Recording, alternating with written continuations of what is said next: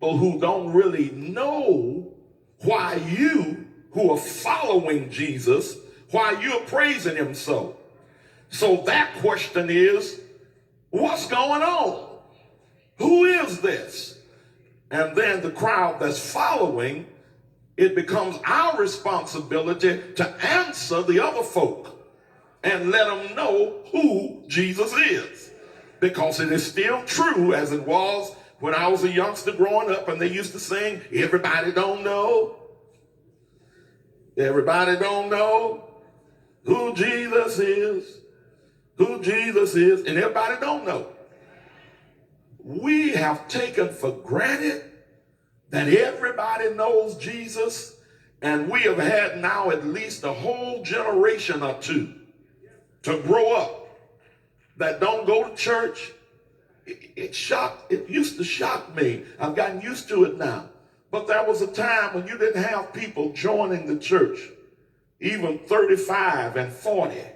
But we get people now that's 30 and 40 years old and 50 years old. And on that line where we ask, what church did you last attend?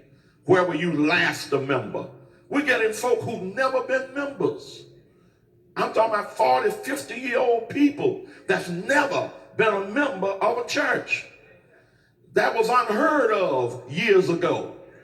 But because we've taken for granted that everybody knows who Jesus is, we are not busy witnessing and talking about him like we ought to.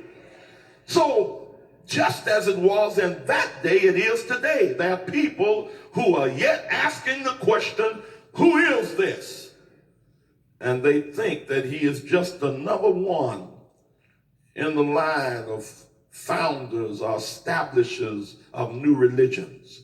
There's some that place him alongside Muhammad, beside Buddha, Laodice, and Confucius.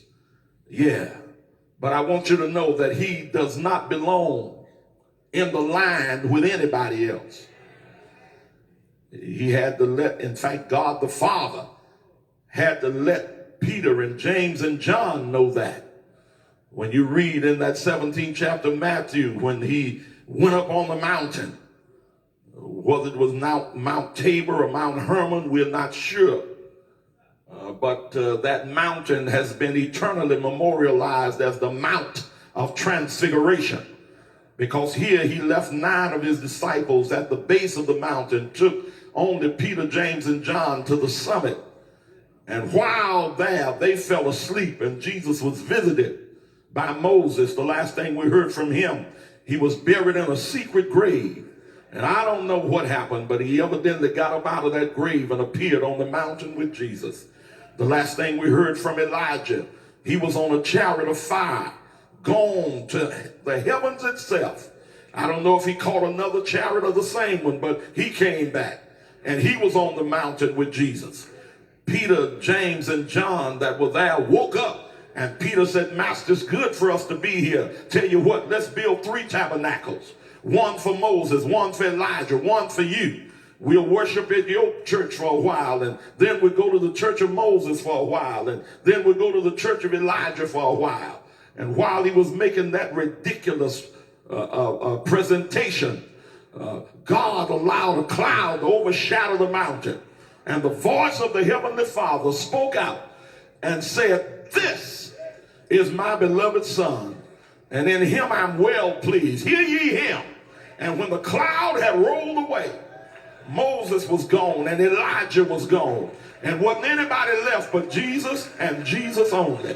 And I just want you to know, when you try to put all of these other folk along beside him, when the cloud of time rolls away, you're going to find Muhammad will be gone, and Buddha will be gone, and Laodice and Confucius will be gone, and Sun Myung Moon and Hare Krishna will be gone. Won't be nobody left to claim deity but Jesus and Jesus only.